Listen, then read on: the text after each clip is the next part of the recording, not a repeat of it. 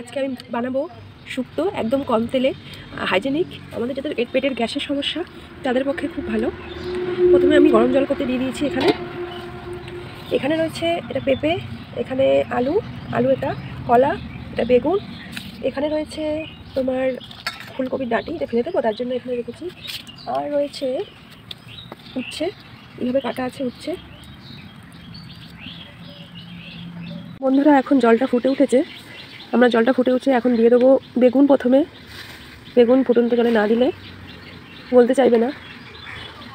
তারপরে আমরা দিয়ে দেবো আলু আর কলাটা সিদ্ধ করে নেবো অল্প পরিমাণ। হাত পুড়ে যাচ্ছে, আবার অনেক জোরে জাল লেগেছে।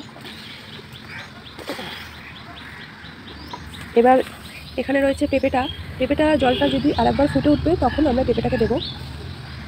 আর এটাকেও আমরা দিয়ে দেবো এখন। এটা ফুলকপির ডাঁটি, আপনাদের কাছে যদি ডাঁটা থাকে খুব ভালো হয়, ডাঁটা নেই আজকে। আর উচ্ছেটাকে রাখা আছে, এটাকে ভাজতে হবে। বন্ধুরা দেখো জলটা ফুটে উঠেছে আবার।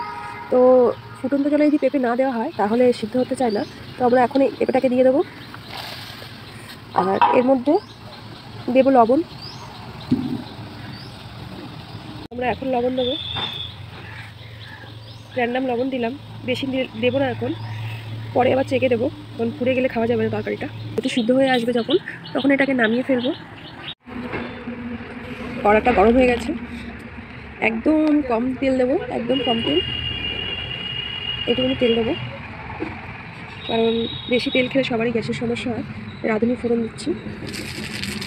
এখন আমরা দিয়ে দেবো এই উচ্ছেটা।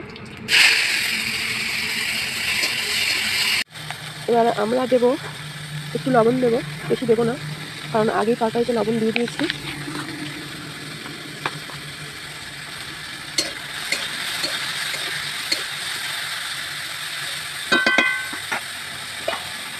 ঢাকা দিয়ে দেবো, একটু ভাজা হোক এটা। বন্ধুরা উচ্ছেটা প্রায় ভাজা হয়ে গেছে, আমরা এখন দেবো হলুদ, কারণ আমরা সিদ্ধ করার সময় হলুদ দিইনি, একটু বেশি করেই দেবো হলুদটা।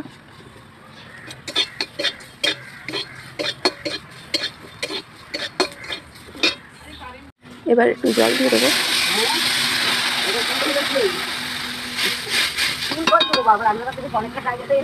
জল দেবো।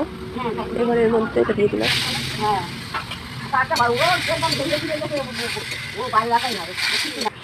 আমার রান্নাটা প্রায় শেষের দিকে, এটা হয়ে গেছে বললে চলে। ঝোলটা আজকে একটু বেড়ে দেবো, তোমরা ঝোল রাখবো না, একটু শুকনো শুক্তোটা ভালোবাসি ওগুলো খেতে। তোমরা চাইলে এর মধ্যে গুঁড়ো দুধ দিতে পারো, এতে গ্যাস হয়, আমরা স্কিপ করেছি যেহেতু বাড়িতে রুটি আছে। সো এটা জাস্ট নামিয়ে নিলেই তোমাদের শুক্তো রেডি। বাই।